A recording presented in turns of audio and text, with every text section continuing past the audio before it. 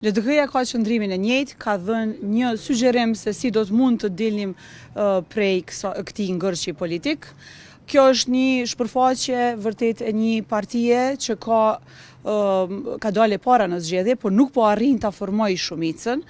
Është vërtet e pakuptueshme qysh një parti nuk po mundet me formu shumicën, por kjo jep shpjegim që kjo parti përgjatë 4 viteve të kaluara ka dhënë shembull të keq bashkëpunimi, nuk ka lënë hapësirë për partneritet dhe kjo duhet të shërbejë si mësim për gjithë partitë politike, por posaçërisht për vetëvendosjen. Diskursi që është përdorur ka qenë jo i natyrshëm, jo normal për një parti politike, andaj duhet të merr mësim njëherë për gjithmonë. A do t'i përgjigjeni ftesës së mundshme nga ana e presidentit? Ne kemi treguar që jemi për dialog dhe i përgjigjemi të gjitha ftesave institucionale për t'i ndihmuar zhbllokimit të situatës. A ka Lidhja Demokratike ndaj propozim për ndaj datë për mundin me u taku krejt partitë?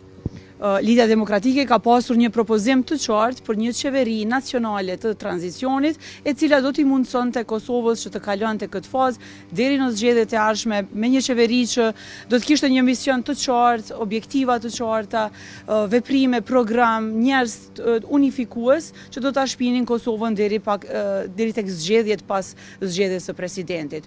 Ky është sugjerimi jon njëherë për njëherë, andaj na leni të ta shohim apo realizojmë. Përgjigjen e Partisë Demokratike të Kosovës që në vend të takimit tha që presidenti është ajo që duhet i ftoj partitë politike për të dakorduar për çfarëdo që ka nevojë, duke qenë se tha që në fakt në rreshta u kuptua që nuk ka qenë çështje e Lidhjes Demokratike të Kosovës që t'i mbledh gjitha partitë. Të gjitha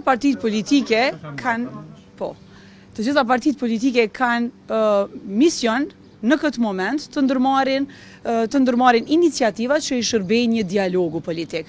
Dhe këtë e bën çdo shtet demokratik dhe andaj ne si parti politike jemi në ballë të përgjegjësisë dhe me shumë përgjegjësi kemi marrë këtë iniciativë.